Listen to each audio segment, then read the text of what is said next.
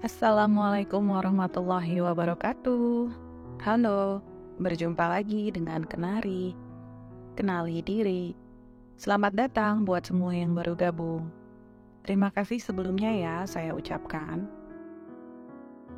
Sebelum saya meditasi atau tafakur tahun 2013 atau 2014 lalu, saat itu saya memiliki masalah dan saya dibantu oleh rekan saya dalam sesi hipnoterapi.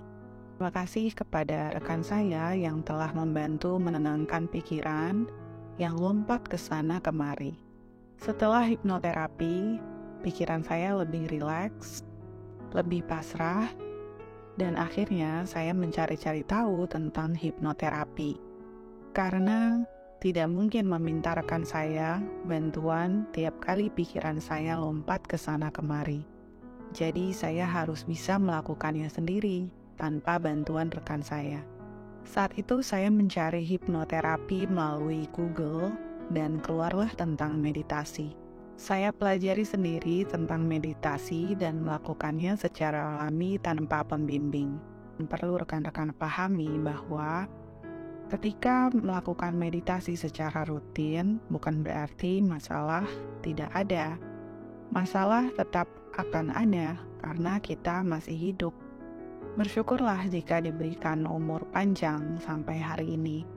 Itu berarti tugas kita masih dibutuhkan di dunia ini. Ketika kita telah rutin menjalani meditasi, level kesadaran diri kita tidak sama dengan sebelumnya. Diri kita akan naik tingkat di level kesadaran yang tinggi. Lalu mengapa diri kita masih ditempa oleh masalah? Itu berarti karena diri kita dibutuhkan oleh dunia ini untuk membantu seseorang atau lingkungan terdekat yang belum tercerahkan atau belum tersadarkan. Di setiap selesai sholat 5 waktu, atau jika tidak sempat, setiap hari sebelum tidur, saya lakukan meditasi untuk dapat merelaksasi pikiran yang lompat ke sana kemari. Di saat itu juga saya rubah mindset untuk memulai mengucap syukur dan dengan berzikir saat di kendaraan atau dimanapun ketika pikiran saya sedang tidak fokus dalam mengerjakan urusan kantor. Mengucap syukur atas semua kebaikan dan keburukan yang terjadi. Mengucap syukur pada sesuatu yang sederhana, dan mengucap syukur atas kasih sayang ilahi.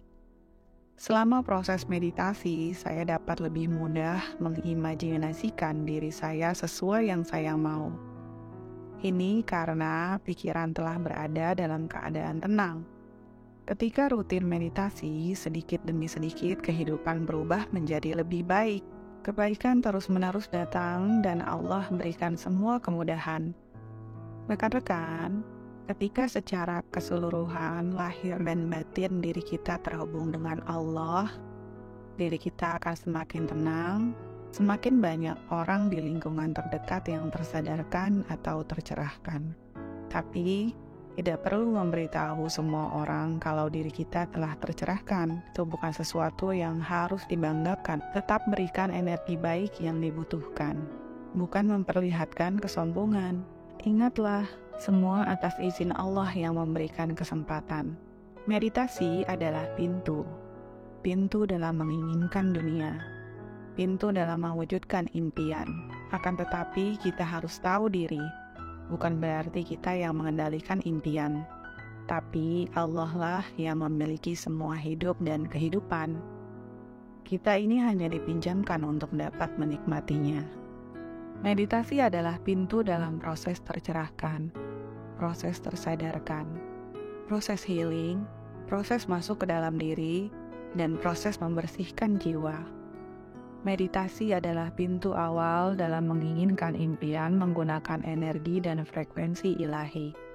Meditasi atau tafakur yang dijalani sangatlah mudah, namun prosesnya lah yang tidak mudah.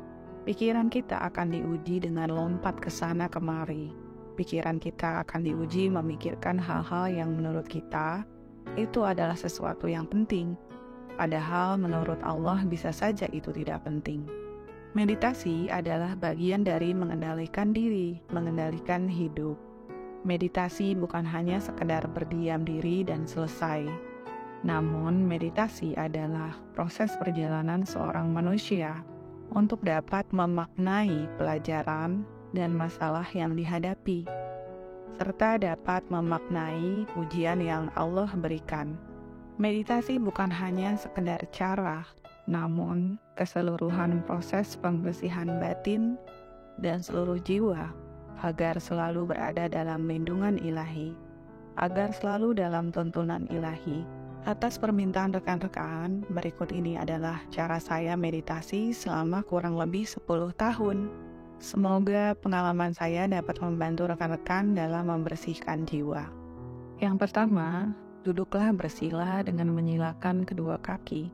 Kaki kiri menumpuk kaki kanan atau kaki kanan menumpuk kaki kiri. Buatlah senyaman mungkin. Duduk bersila dengan beralaskan karpet atau bantalan agar posisi duduk kita nyaman. Lakukan meditasi setelah sholat 5 waktu atau setelah sholat isya, atau waktu yang baik adalah setelah sholat tahajud. Waktu terbaik dalam muhasabah, refleksi diri, kontemplasi adalah di antara jam 2 sampai 4 pagi. Waktu tersebut adalah waktunya Allah memberikan karomah, anugerah, ilham, intuisi, firasat pada manusia. Yang kedua, sebelum duduk bersila, yang perlu rekan-rekan lakukan adalah berserah dan merendah di hadapan Allah. Diri kita bukan apa-apa, bukan siapa-siapa. Maka kita wajib merendahkan diri kita di hadapan Allah, di hadapan ilahi. Sampaikan niat kita bahwa ingin dibersihkan dari sifat-sifat yang tidak disukai. Sampaikan bahwa kita tidak ingin menjadi apa-apa. Niat kita hanya mencari ridho ilahi. Niat kita ingin diberikan sedikit cahaya dan diberikan kelapangan dalam menjalankan hidup yang Allah amanahkan. Ini adalah proses penting sebelum meditasi. Tidak akan mendapatkan manfaat meditasi jika kita belum merendah di hadapan Allah. Banyak sekali yang tidak mendapatkan dan merasakan kebaikan setelah melakukan meditasi. Banyak juga orang yang tidak merasakan apapun setelah melakukan meditasi. Itu karena diri kita belum humble, belum rendah di hadapan ilahi. Belum kita tinggalkan diri kita, belum kita tinggalkan fisik kita, belum kita tinggalkan dunia materi kita, belum kita tinggalkan sifat rendah manusia. Maka lakukanlah niat sebelum meditasi dan rendahkan diri kita di hadapan ilahi untuk mendapatkan manfaat meditasi. Yang ketiga, gunakan frekuensi healing dengan murotal Al-Quran atau nada frekuensi 432 Hz atau nada yang bernuansa alam, pegunungan, percikan air, atau percikan hujan. Gunanya adalah untuk dapat menenangkan pikiran atau batin, jiwa, dan keseluruhan tubuh. Gunakan headset dengan volume yang rendah. Yang keempat, saat duduk bersila, sambil menutup mata, tarik nafas panjang dan tahan 3 detik atau 5 detik, lalu lepaskan. Tarik nafas kembali, keluarkan menggunakan mulut, sedikit kalimat hu. Saat melepaskan melalui mulut atau seperti kita melafazkan Bismillahirrahmanirrahim, tapi hanya himnya saja yang dikeluarkan melalui mulut. Tarik nafas panjang, lalu keluarkan dengan him atau hu. Keluarkan dengan kalimat hu atau him, lalu getarkan. Sebenarnya ini adalah meditasi level lanjutan. Jika rekan-rekan pemula, tarik nafas panjang, lalu tahan 5 detik atau sebisanya. Kemudian lepaskan melalui mulut. Ulang pengaturan nafas selama yang diinginkan. Sesuaikan dengan keadaan. Jika pikiran lompat ke sana kemari dalam proses meditasi, biarkan saja. Jangan diikuti dan jangan dilawan. Namun alihkan lagi dengan mengatur nafas. Fokus lagi untuk menarik nafas panjang, lalu tahan dan keluarkan melalui mulut. Yang kelima, gunakan self-hypnosis dengan murotal yang isinya adalah zikir pagi, zikir malam, Download di handphone dan gunakan saat meditasi. Yang saya lakukan selama meditasi dan setelah meditasi sampai saya terlelap tidur.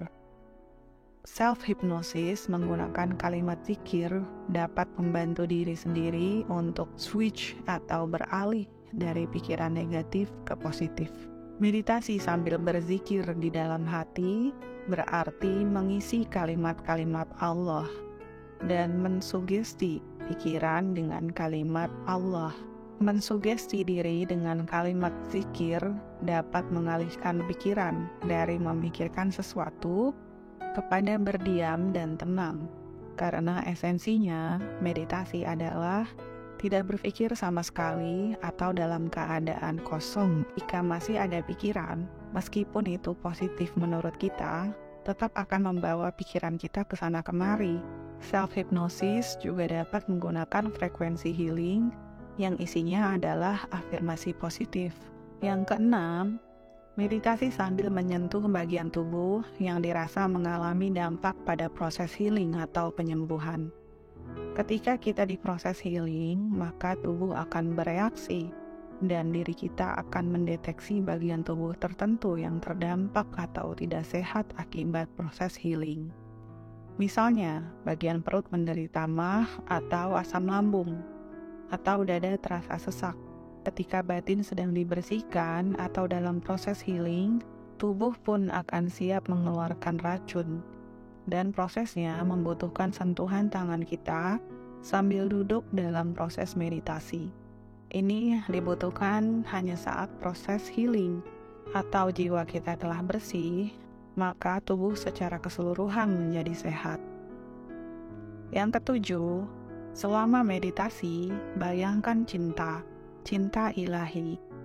Gambaran imajinasi bentuk cinta seperti image atau gambar yang kita ketahui cinta berbentuk love, berwarna merah, pink, putih, hijau, hitam, atau apa saja yang kita imajinasikan itu adalah cinta ilahi. Bayangkan diri kita dikejar-kejar gambar love tersebut. Imajinasikan diri kita dihujani cinta. Bayangkan diri kita dihujani rezeki, hujan yang benar-benar hujan uang, dan hujan cinta dalam pandangan batin. Misalnya, dalam bayangan tersebut, diri kita sedang tersenyum, dan saat itu Allah memberikan dan menghujani cinta, rezeki, dan pelukan dari ilahi. Bayangkan saat kita membuka pintu rumah, kita dikagetkan dengan uang sejumlah banyak dan berterbangan di mana-mana. Bayangkan saat kita bangun pagi, kita dikagetkan dengan kejutan berupa bingkisan cinta dari ilahi. Bingkisan berupa rezeki. Bayangkan juga ketika bangun pagi, kita menerima sejumlah uang di dalam rekening, uang dalam jumlah besar yang kita terima dalam bentuk fisik. Proses ini digunakan ketika keadaan diri kita sudah tenang, sudah rileks, sudah enak makan, sudah bisa menangis. Rekan-rekan, meditasi adalah bagian dari membawa batin, membawa jiwa ke dalam setiap kegiatan. Untuk itu, sholat adalah bagian dari meditasi, zikir adalah bagian dari meditasi, diam dan muhasabah adalah bagian dari meditasi. Kontemplasi adalah bagian dari meditasi. Jadi, meditasi bukan suatu cara yang terpisah dari sholat, terpisah dari zikir, atau terpisah dari mengerjakan perintah Allah. Karena meditasi adalah bagian dari proses untuk selalu terhubung dengan ilahi. Maka jangan heran jika sholat yang kita kerjakan akan lebih khusyuk, zikir yang kita ucapkan dalam hati ataupun terang-terangan akan menjadi lebih tenang, sehingga keseluruhan tubuh menjadi sehat dan bahagia. Meditasi adalah bagian dari membuka mata batin, mendengar isi hati, dan menjadikan diri kita lebih peka terhadap intuisi dan insting. Ketika kita telah melakukan proses healing dan telah healing, maka diri kita menjadi magic. Jadi tidak perlu mencari-cari dukun kesana kemari untuk mengobati diri, mengobati kesehatan, dan meminta kekayaan. Ketika proses membersihkan jiwa telah dijalani, maka jangan heran kalian akan lebih menarik secara fisik, lebih pintar, lebih sehat, dan juga menarik secara energi. Aura terpancar gemerlap seperti listrik dengan kekuatan tinggi. Jangan remehkan kekuatan diri setelah membersihkan jiwa. Semua yang negatif akan minggir seketika, dan yang toksik akan melihat kalian berbeda, dan sangat ingin tahu bagaimana kalian bisa berubah. Jika semua yang saya sampaikan telah kalian jalani dalam proses membersihkan jiwa, isi di kolom komentar ya, siapa saja orang lain yang tertarik dengan energi kalian. Demikianlah video Kenari hari ini, semoga bermanfaat. Wassalamualaikum warahmatullahi wabarakatuh. Sampai berjumpa di video berikutnya. Bye!